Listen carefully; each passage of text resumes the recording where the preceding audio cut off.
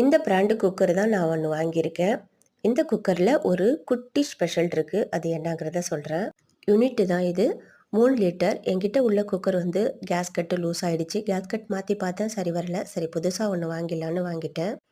இந்த model cooker நான் வாங்கவே மாட்டேன். இது வந்து அவசரத்துக்கு சமையல் பண்ணுறதுக்கு ரொம்பவே சிரமமாக இருக்கும். எனக்கு சிரமமாக இருக்கும். நான் சாதாரணமாக நார்மலாக ஓப்பன் பண்ணுற அந்த குக்கர் தான் வச்சுருக்கேன். இதுதான் முதல் முறையாக நான் வாங்கியிருக்கேன். 2 கேஸ்கட்டு கொடுத்துருக்காங்க. அடிஷ்னலாக ஒன்று. ஒரு நெட்டும் கொடுத்துருக்காங்க.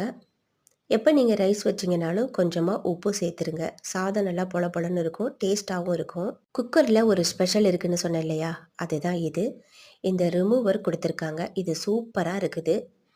அவசரமாக சில நேரம் சமையல் பண்ணும்போது நம்மளுக்கு கேஸ் உடனே வெளியாகணும் அப்படிங்கிறதுக்காக நம்ம வந்து கரண்டியை வச்சு தான் தூக்கி பிடிச்சிட்ருப்போம். அப்படி இல்லைன்னா தண்ணி எடுத்து ஊற்றணும். அந்த பிரச்சனை இனிமேல் இல்லை.